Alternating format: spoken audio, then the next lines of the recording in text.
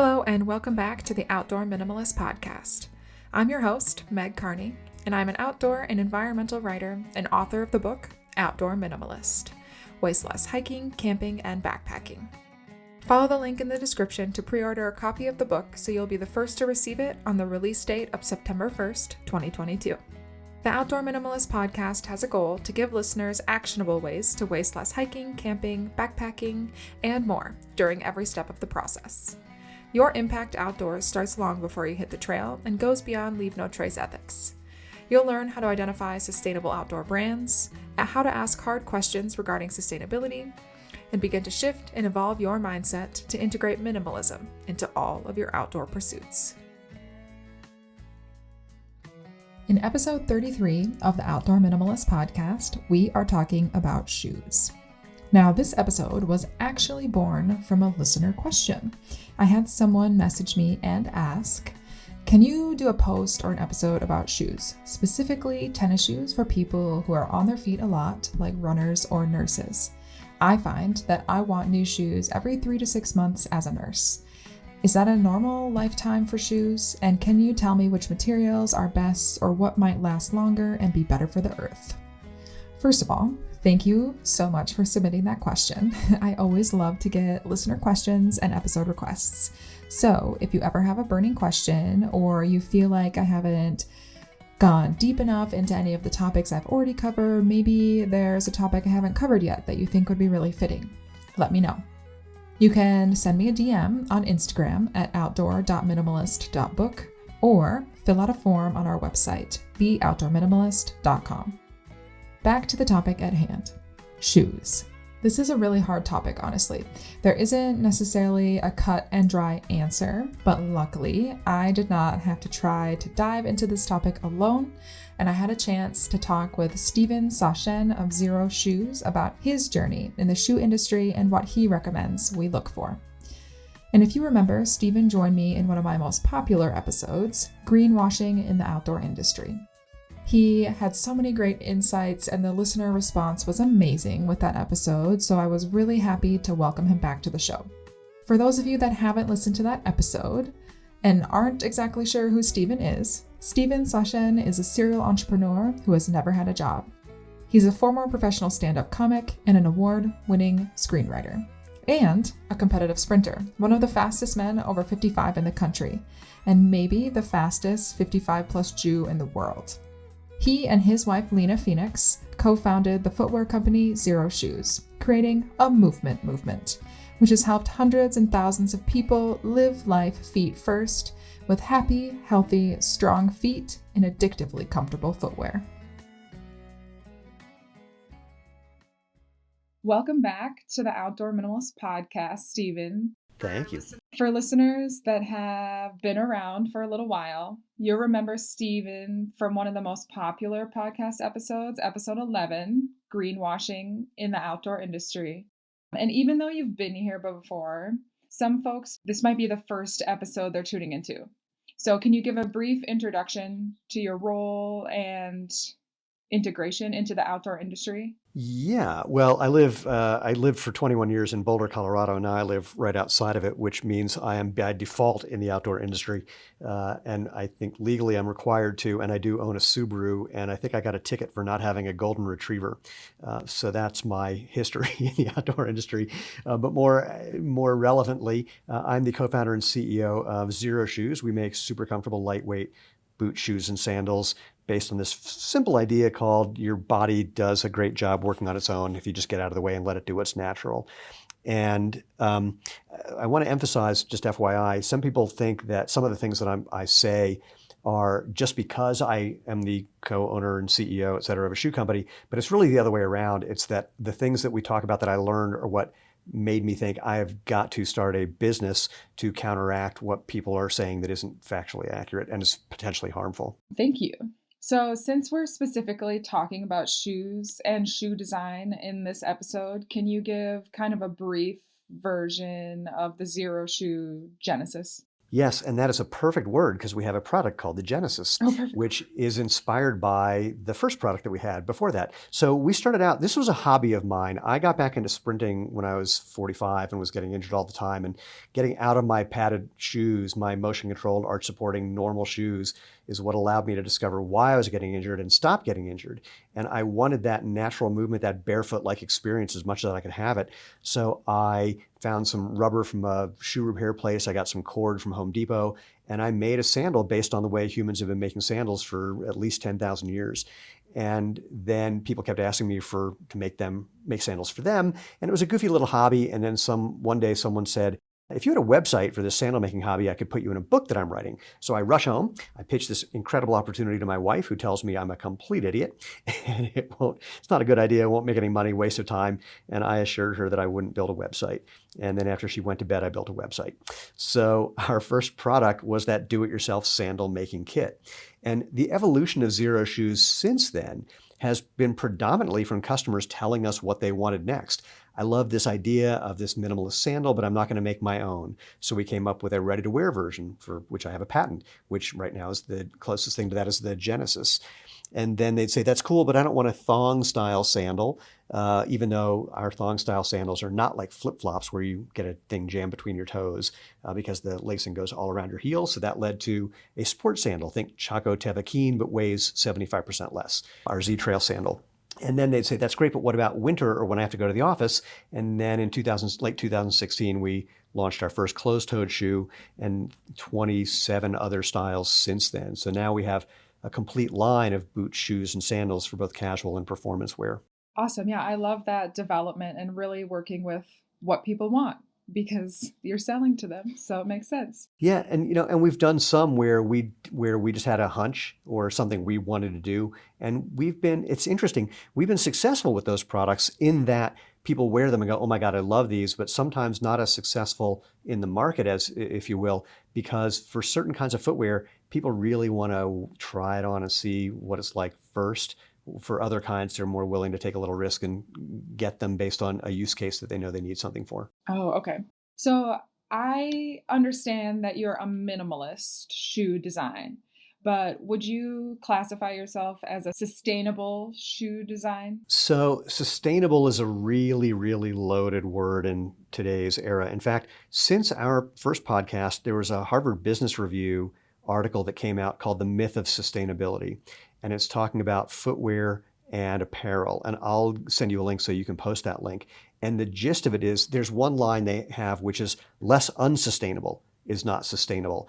And what the article is about is the various ways that footwear and apparel, even more so, the things that people are doing that they're calling sustainable, at best have a nominal impact and more often than not have no impact or the reverse. In other words, it may take more energy to produce a sustainable product than an unsustainable one.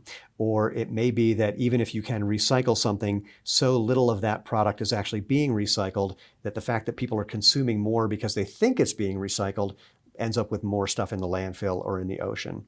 So for us, the biggest thing we can do, well, there are a couple things, but the biggest thing we can do is keep shoes on people's feet rather than getting them in landfills. So we make our shoes, our soles have a 5,000 mile sole warranty. We make them to be more durable than the average shoe by a long shot. And in part, we also think of what we're doing as more sustainable than most, because as a minimalist brand, we have fewer components and therefore fewer materials going into it, fewer resources going into the product, and less energy to actually make the product because there's fewer materials. So between the durability and the fewer materials part, those are the two biggest things we can do. The next thing is that we are starting to use more sustainable materials. Hemp canvas, for example, or when we do use leather and how that leather is sourced and treated.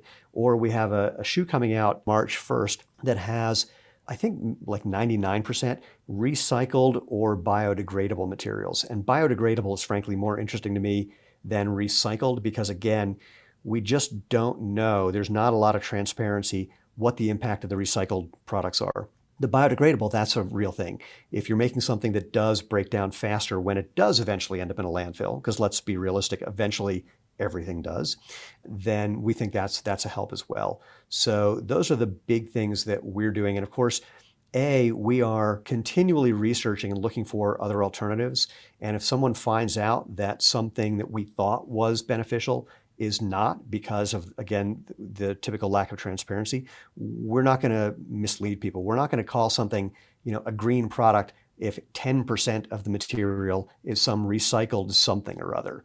So we're all about transparency and truth in a way that I do not see in most of the rest of the industry. In fact, I want to highlight one thing that I see often that just makes me want to scream, which is when people talk about something being recyclable, which, yeah, it could be, but A, most people never take the steps necessary to then recycle that product. And B, like I mentioned before, most of the things that are recyclable don't actually end up being recycled. So just want to highlight that one because that's the biggest sort of bit of greenwashing that I can think of that's been going on for years, frankly. Yeah, that terminology can be really loaded and confusing for the consumer and easy to manipulate. Well, I was going to say it's not confusing to the consumer. They think it's valuable. I mean, Yes. but it's simply not. And a lot of this stuff, I said this at a big trade show in Germany a few years ago, back when we had trade shows. I said, until no one can use green-related and eco-friendly things for marketing, it's almost all hand-waving and marketing. We've got to get to the point where everyone's doing it, everyone's saying it, so that it's not marketing spin. And also, we need to be realistic. The amount of stuff that gets put into landfills or thrown into the ocean is so large that what we're doing in the footwear industry, especially for a small brand or smaller brand, it's making such a tiny dent. I mean, for example, the whole idea of your carbon footprint was invented by the energy industry to make you feel like it's your responsibility to clean up the world, not theirs. I didn't know that. Yeah, most people don't. So I am curious about shoe materials in general. You said you use some biodegradable materials, but when I think of shoe materials, I think of things like rubber, maybe sometimes leather. A lot of times there are types of plastics mixed in there. So I'm just curious, what would be a movement towards a more sustainable shoe design? Oh boy. Well, when I say biodegradable, what's happening for a bunch of the biodegradable materials is they're being infused, if you will, with things that help them break down more and better and faster. So that's one thing. Leather is, of course, a natural material, and you want to make sure that the tanning process is not using heavy metals or various things that when they do break down cause more problems than they created to begin with, or solutions that they seem to create to begin with. The recycled materials like recycled PET or PET is kind of a step in the right direction. But frankly, to make something that is a performance material with performance characteristics, right now it's still mostly synthetics, because you're just not going to get that same kind of durability, at the very least, that you do from something like hemp canvas or even leather. If you look at like old running shoes that were made of leather, they were amazing, but they stretched to the point where they had to be replaced pretty quickly, or wore out to the point where they had to be replaced pretty quickly. So synthetics are kind of the way of it. People are looking at doing things to make synthetics use less petroleum or less plastic product by infusing them with something like an algae-based plastic, or there are a couple of other things that people are using right now. Graphene, not so much, but the big push seems to be about adding things that mean we're using less synthetic material, but still getting the benefits of synthetics. Yeah, synthetics are just so durable. So I think when I'm looking at shoes, and also your shoes are very durable. And so you're wanting them to last you longer. And the main reason why I was interested in doing this episode is because a listener asked me about durability of shoes and how to find shoes that are, I guess, more eco-friendly, but also would last long enough for them to wear like for at least 6 months or longer, because they're on their feet all of the time. And so I think that can be kind of hard for people to navigate if they're looking at synthetics as well as sustainability. True. Well, now let's back up to something I said a moment ago. Eventually, everything ends up in a landfill. I mean, we've got to start there and just fess up to the facts. At some point, you're going to throw away a product, because even if you've worn it to death, if you've worn out the upper and you just strap the sole to your foot, eventually even that's not going to work, and there's going to be something that gets thrown away. that ends up in a landfill or possibly in the ocean. So we need to address that. And so then if that's the case, then the question is, what can slow that process down or make that process more eco-friendly? And one big thing to look at is just the construction of the shoe. So the thing that's different between Xero shoes and quote normal performance shoes is we don't have a foam midsole. Now we do use a very thin amount of EVA in a couple of our products, like our trail running shoes, our trail sandals, just to give that little bit of extra cushioning that many people need on those surfaces. But it's like 2 millimeters thick, and it's a small amount. Versus, my God, look at the foam that's used in these new Maximalist shoes. It's like 2 inches high. The thing with that foam is, and with the foam, the midsole foam in any shoe, is that stuff starts breaking down the moment you wear it. And the reason that big shoe companies, performance companies, and I say big shoe with like capital B, capital S, the way people think of big pharma or big tobacco, is that midsole foam. They say that you have to replace your shoes every 200 to 300 miles or 200 to 500 miles because of the breakdown of the foam. And in fact, I think some companies say 300 miles, but the research shows that after about 150, things are starting to break down in a way that could affect the alignment of your bones and joints in a problematic way.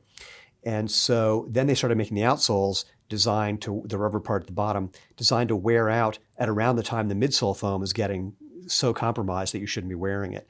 So if you just look at some of those pieces, it's giving you a hint about how quickly something is going to end up in a landfill. And by the way, those new Maximalist shoes, they're saying they last even less time. So some of it should be pretty self-evident. When you see a whole bunch of stuff and they're saying replace it every couple hundred miles, things are getting in a landfill faster than you would like. And when they're saying you need to replace those pieces so often, are they able to take one part and then put it back into the shoe, or are you throwing the whole shoe away?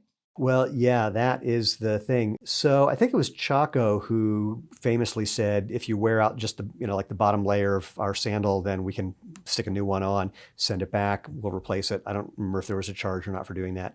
But when it comes to running shoes, it's highly unlikely that you can actually resole them in some way.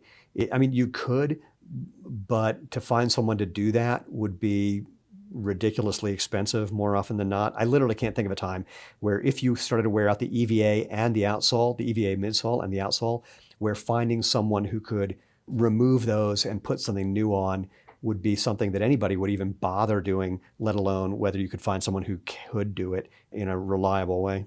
Right, yeah, because you could probably go buy a new pair of shoes, you'd have it faster, and you wouldn't have to go through that process. It might even be cheaper. It probably would be. That's unfortunate.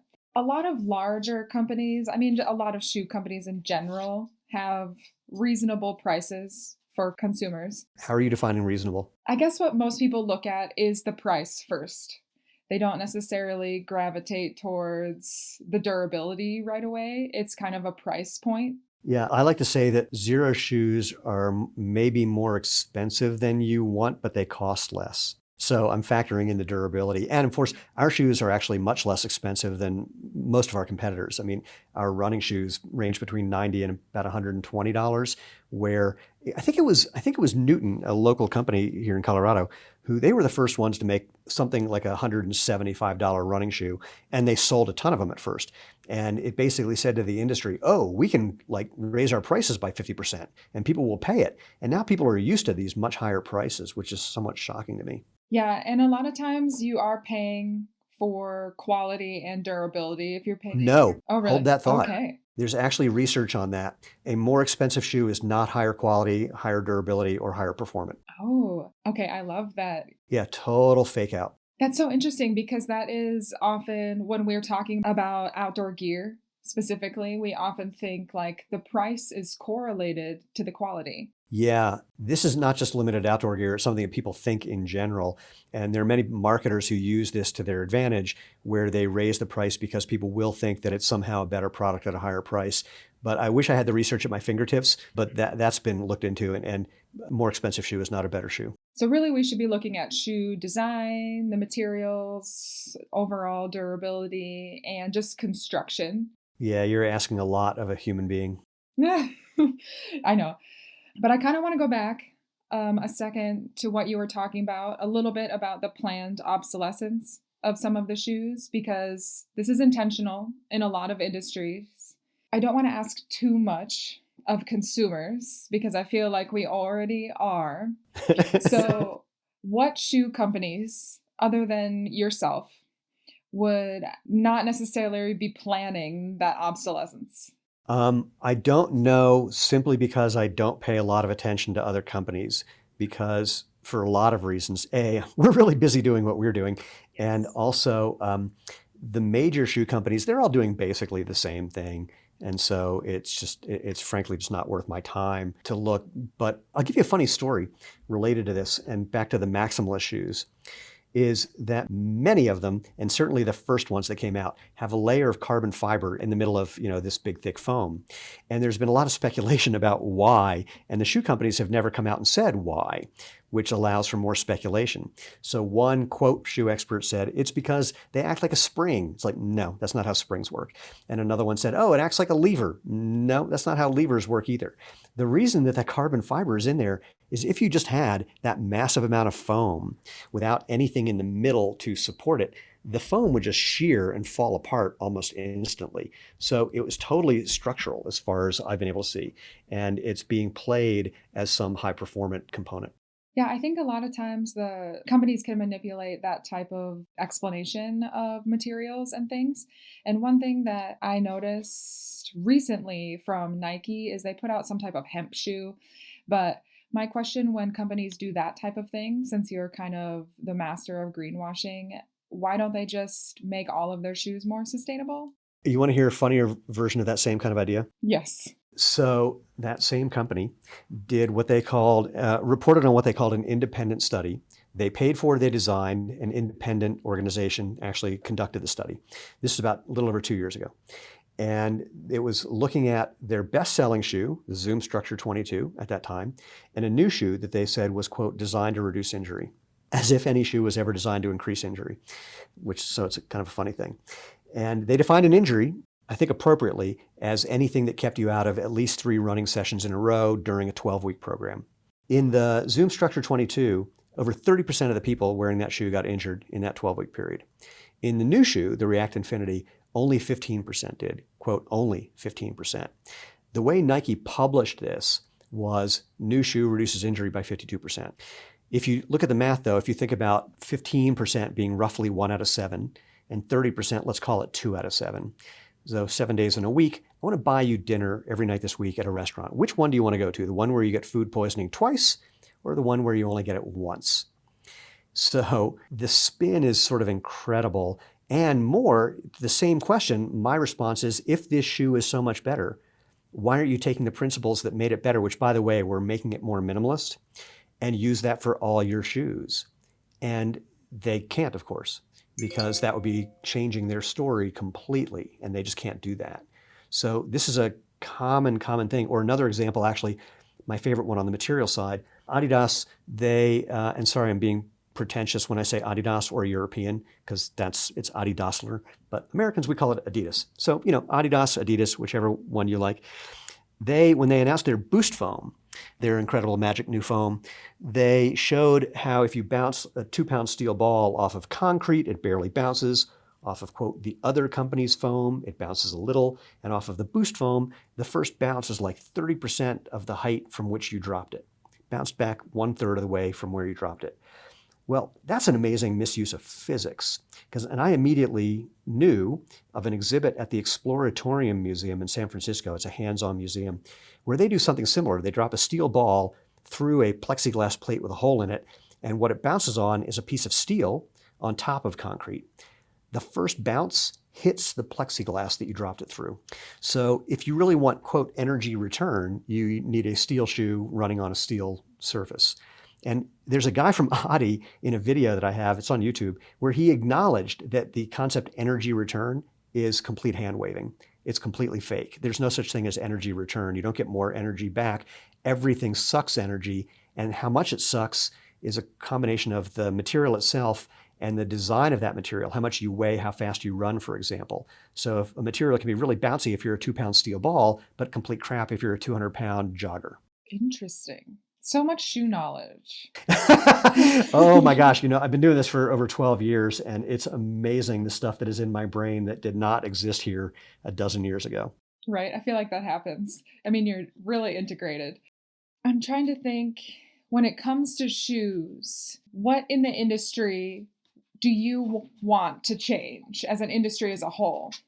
With regard to the sustainable story or in general? I guess in general, sustainable story, but also is correlated to performance. Well, let's just do the simple thing. When people hear about minimalist or barefoot, they think that we're some new invention and we need to prove the validity of what we're doing. The reality is that what we're doing is what human beings have done for at least 99.5% of human history. And I say 99.5 because the oldest archaeological recovery of a piece of footwear is 10,000 years old. And footwear stayed basically the same, something to protect the bottom of your foot, something to hold that on your foot, maybe some insulation if you're somewhere cold. That technology stayed fundamentally the same till about 1970, 9,950 years. And then the modern athletic shoe was developed. And most people don't know that a lot of the components of a modern athletic shoe were made up with no research, no evidence behind them. In fact, evidence that it wasn't a good idea, and then accommodations to fix the bad design to begin with. We can go into that later if we have time, but people can feel free to reach out. I've talked about this a lot. So we're not the intervention. In fact, Irene Davis, who was at Harvard, still loves pointing out that prior to roughly 1970, if you look in the medical literature and the scientific literature about running injuries and their cause or prevention, you just don't find it because it just wasn't really happening. We were running in thin-soled running shoes, we were playing basketball in Chuck Taylors, and we weren't seeing the number of injuries, the kind of injuries, or severity of injuries we've seen since. And Irene has asked the people at big shoe companies, what problem were you trying to solve and why didn't it work? To which they have no answer. Now, conversely, there's a bunch of research demonstrating the benefits of natural movement. Let me say it this way. A, it's really easy to think that some new technology is going to be better than whatever's natural. But more often than not, natural outperforms new technology. In fact, thinking about running shoes, there's a guy, Delano Merriweather, set the world record on the 100-yard dash, and it's maintained at 9 seconds because they stopped doing yards and started doing meters soon after he set that record. This is in 1971. If you look at the shoes he was wearing, they look like ours. Now, if you extrapolate, a 9-second 100 yards is kind of like a 9.7, 9.8 second 100 meters, and he was doing this on a cinder track. This guy was arguably faster than Usain Bolt. The shoes did not make the difference. Eliud Kipchoge, the guy who ran the sub-2-hour marathon under perfect conditions, about a year ago, he was quoted in an article that didn't get very much attention where he was saying, "It wasn't the shoes, it was my legs." Nike did not want him saying that, so it got kind of quashed. So the research on natural movement is, in my mind, unequivocal. There's research that shows, I'm going to do one that's actually not even about natural movement or minimalist shoes. Dr. Isabel Sacco showed that doing a foot strengthening exercise program over the course of, maybe it was an 8 or 12-week program, don't hold me to it because I'm not remembering that, but reduced injuries in runners over the course of a year by 2.5 times. 2.5 times fewer injuries in the people who did the foot strengthening program than the ones who just ran. And they were all wearing, quote, normal shoes. That's a big deal because there's a study from Katrina Protopapas and others showing that when you put arch support in shoes, it makes your feet weaker, which you could argue, while there's not research to back this up, but you put those two together, and one could argue that getting weaker could increase your chance of injury. There's research from Dr. Sarah Ridge showing that just walking in a pair of minimalist shoes builds foot muscle strength as doing a foot exercise program. Again, there isn't a study showing that walking in minimalist shoes for recovery or when you're not running, if you're wearing regular shoes, that building strength would reduce injury. That study doesn't exist yet. But again, if you want to put 2 and 2 together and go, getting stronger, reduced injuries, walking in minimalist shoes makes you stronger, it's a good argument to be made for, hey, let's do that study, but it seems kind of logical. Basically, there's a lot of research about use it or lose it, which I call the dumbest research in the world because we know using it is better than losing it. So there's other studies like, back to Isabel Sacco, she put minimalist footwear on the feet of elderly women, 65 plus, who had knee osteoarthritis, determined by x-rays, not just them reporting, hey, my knees hurt. And in 6 months, many of them had that osteoarthritis reduced or eliminated by just getting out of regular shoes because they were using their muscles, ligaments, and tendons and posture more naturally, which took the stress off their joints. So this is a long way of saying, and there's many, many more studies that back up the barefoot / minimalist / most importantly, natural idea. And FYI, many of the studies that arguably disprove that are not well done. As a quick example, one study about VO2 max, whether you're barefoot or in padded shoes. And the study said your VO2 max is not as good when you're running barefoot. Well, no one ever said that your VO2 max would be improved. B, the study used, quote, accomplished barefoot runners, but I know who was not in that study. Every accomplished barefoot runner in the Boulder, Denver area. The people who were in that study, I suspect, were well-trained runners who do some barefoot training, which is not the same.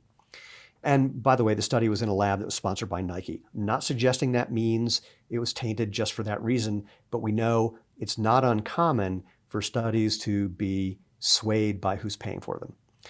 So put all that together, a lot of the quote anti-barefoot studies, when you look into them carefully, are not what they seem to be. Here's the thing about minimalist footwear or barefoot or natural. It's not actually even about the footwear. It's about the form. The issue is that you can't get the feedback that your brain needs through a whole bunch of foam, and therefore you're possibly doing things that are not optimal for healthy running. And so a number of the studies never looked at form.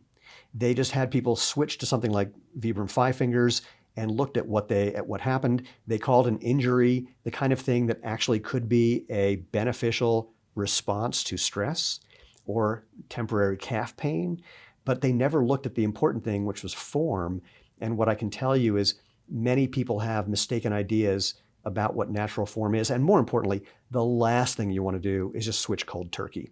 I mean, that's just a bad idea.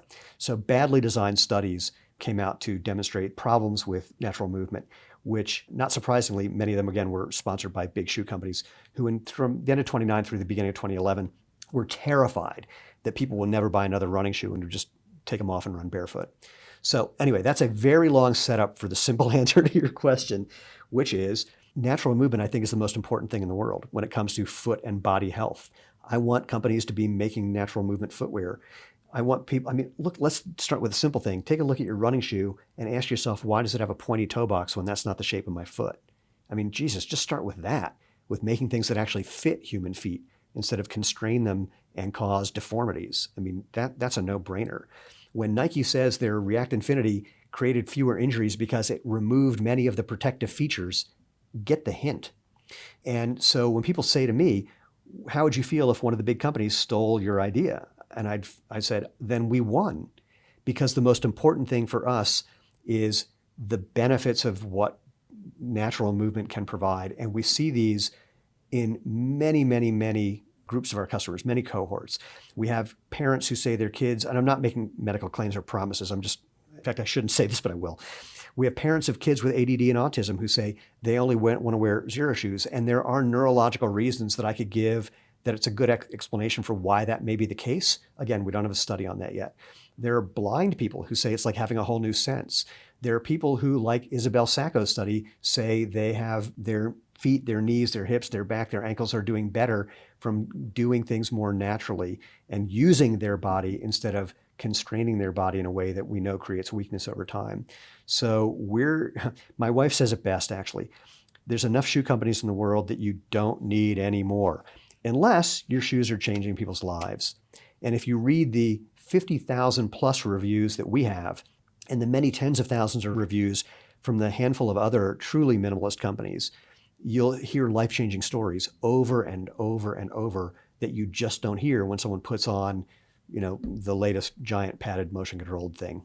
So I'm curious, how did we get to this point, away from minimalist shoe design, and we gravitate towards larger shoe companies? Yeah, it's really easy. It's a combination of two things: fiction and people who have no creativity. So the fiction part is this. Back in the early days when Nike was sharing a building with some, I can't remember if they were sports podiatrists or orthopedic podiatrists. Bill Bowerman says, I'm getting new runners who are getting Achilles tendonitis. What do you recommend we do? And these doctors said, well, clearly their Achilles have shortened from wearing higher-heeled dress shoes while they're walking. So you might want to make a higher-heeled running shoe to accommodate the shortened Achilles by putting a wedge of foam in there to accommodate the extra force as well. And so that's what Nike did. And because if you actually look at the first Nike shoe, it was pretty flat, pretty minimalist, like 10 millimeters of foam, had a little bit of not even toe spring on the front end. I remember that shoe vividly from like 1974 or so. I put it on and it was just amazing. But then they added this, big wedged heel thing. Now, cut to, by the way, 30 years later, when one of these doctors was at a track meet with a friend of mine, someone who was at Nike working directly with Bill Bowerman for decades. And my friend said, what do you think about the fact that your idea has become ubiquitous in footwear? Like every shoe company is making shoes that look like this. The doctor's response was, biggest mistake we ever made. We were seeing everything with a prosthetic lens because we were making prosthetics, and we didn't have any evidence for the supposition their Achilles have shortened while walking, which is different than running, or what the treatment should be, what the intervention should be. Well, there's a story that I was told by someone who ran under the coach Arthur Lydiard, who was from New Zealand and one of the most successful running coaches in history. More world champions, medalists, and Olympic champions and medalists than anyone else from a tiny, tiny little country. And Lydiard made footwear. That was his day job, and it looked a lot like ours. And the story that I was told is that Lydiard said to Bill Bowerman, that design is going to kill people. And Bowerman's response was, we're selling a crap load of them. The footwear industry is a bunch of people with a nominal amount of creativity and a lot to lose if some company comes out with something demonstrably better than what you're doing. So whenever there's some new idea that seems to catch hold, other shoe companies copy it as fast as they can. If you went to an event, a trade show called the Running Event back in this past December, almost every shoe on every wall from every company except for ours looked exactly the same. You could literally replace the logos on most of them and nobody would know the difference. They're all super maximalist, highly padded, motion-controlled, cushioned, arch-supporting shoes. Basically, they've all become Hoka, is the fun way of putting it, because they get terrified when they see someone else making money on some, quote, new thing. And the irony is there's been nothing new.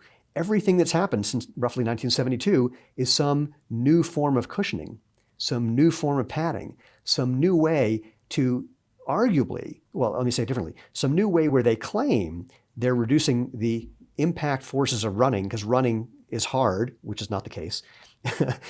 Even though the research shows that all that cushioning does not reduce impact forces and often increases it, which I know sounds paradoxical, but basically the other thing that all that padding does is it makes it so the 200,000 nerve endings in each one of your soles can't get the feedback that your brain is looking for about how to control your body well. So sometimes it's landing harder to try to get information. And sometimes it's landing harder because the form that you adopt with a highly padded shoe just puts force into your body in a less efficient way. The one thing it does, this is a weird physics thing, there's a difference between pressure and force. Your feet have pressure sensors.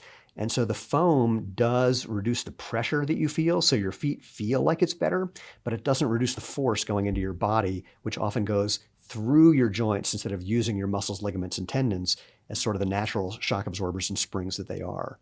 So the combination of this bad idea and an industry that once something starts to get popular, gets terrified and then copies it, and then there's a wave of things doing it, is what led us to where we are today. Seems about right. Cool. I wouldn't say cool. That's not a bad word choice. I got what you meant. Okay, so I might do a little bit of a hard switch here for a second. And you talked a little bit about recyclability of shoes at the beginning. And so I'm just a little curious about, we want our shoes to last a long time. So we want them not to wear out in a couple of months, right? So what about shoes?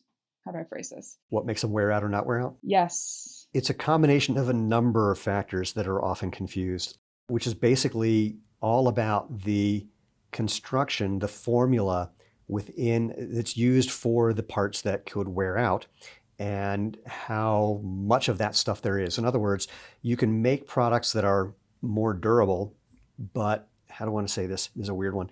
So the rubber that we used, we call it Feel True rubber. We developed it. When we approached our first rubber manufacturer, and said, here's the performance characteristics that we're looking for, the biggest one being higher durability. His response was, but that's not how they make the outsoles for running shoes. To which we said, yeah, no joke. That's why we're doing it this way.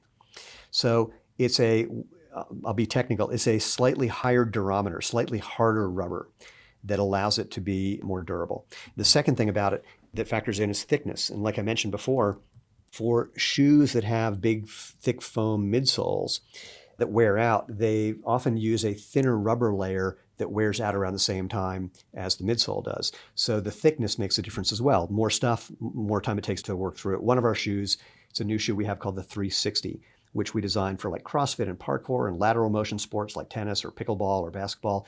It's a slightly thicker sole, in part because we wanted to make it a little more durable, given the tread pattern, which is another thing. Tread pattern makes a difference as well. And the way you move. I mean, the bottom line is we can't violate the laws of physics. So if you're running the way Fred Flintstone starts his car or stops his car, then you're going to wear stuff out faster. If you're overstriding and heel striking and pulling along the ground, you're going to wear stuff out faster. If you're landing with your foot underneath you and kind of placing it and lifting it instead of clawing across the ground, it's going to last longer than if you have some form that's applying excessive horizontal force. So way back when, just a bit of a tangent, I had someone email me and say, there's something wrong with the rubber on your shoes. Look, here's a picture. I wore out the heel on the outside edge. And I said, you're overstriding and heel striking. And the guy says, no, I don't do that. I go, send me a video. And so he sends me a video and I show him frame by frame that in fact he's overstriding and heel striking. It took 20 minutes till he acknowledged that was the case. And then he said again, yeah, but I don't do that. I went, dude, it's a video of you made by you sent to me. So this seems to be what you do. And if you look at the wear pattern in your shoes, it's going to tell you quite a bit about where you are applying what I would argue is excessive horizontal force. When we came up with the idea for our soles having a 5,000 mile sole warranty, it happened when we had our do-it-yourself sandal kit. And people would say, how long do these things last? It was just 4 millimeters of rubber. And we would say, I don't know. After 2 years, we haven't had anyone say they wore out a pair. And we've had people wear those sandals for 5, 6, 7 years, sometimes more, because of the combination of the characteristics that we built into the rubber and having good running form, which many of them developed because they were wearing the sandals and getting the feedback, which led to those natural form changes. Yeah, I have a pair of the sandals and I think I've had them for like 4 or more years. I wear them anytime that it's warm enough and for hiking, all the trail stuff. And really, I don't think they've worn out in any spots. So they are very durable. Yeah, there are people who've told us that that's a horrible thing to do as a business, to which we go, yeah, we're not here to extract money from people for no reason. We're here to change the world and give people the experience of natural movement. And Lena and I, my wife and co-founder, we find this whole idea, again, of sort of planned obsolescence when it's not necessary, really morally repugnant. And so this was a decision we made very early on. I mean, literally within the first day or two of our deciding to start this as a business, is we want to make things that last a long time and are affordable. I mean, why would you not want that? I wish more companies were in that mindset. They think that it would make them less money, and arguably it does. If you have a company where someone's going to buy one of your shoes and then not buy another for a few years because all they're doing is replacing the one that they bought, we have a different strategy because natural movement is so important. We have this broad range of products because, again, customers will say, that running shoe is great, but now I need something for the office. That office shoe is great, but now I need something for hiking up, climbing Kilimanjaro. That shoe is great, but like I said, when you get used to using your body naturally, anything else just feels so wrong. And so we don't have people waiting for years to replace a product, which, I mean, they do for that. But the biggest thing is that people extend their line and buy additional products. I mean, I don't know other footwear brands that have gotten emails from people saying, our whole family wears nothing but your shoes and we own 55 pairs. Wait, you have got that email? Repeatedly. In fact, I toned down the number because we've gotten emails with much higher numbers too. But people think it's crazy when I say it, so I pulled it back. So I think I just have one last question, and you may have kind of answered this, but I'm just kind of looking for a more concise look. So if you were to answer the person that asked me, how can I find a shoe that will last me more than 6 months? Because she's a nurse, so she's on her feet all the time, every single day.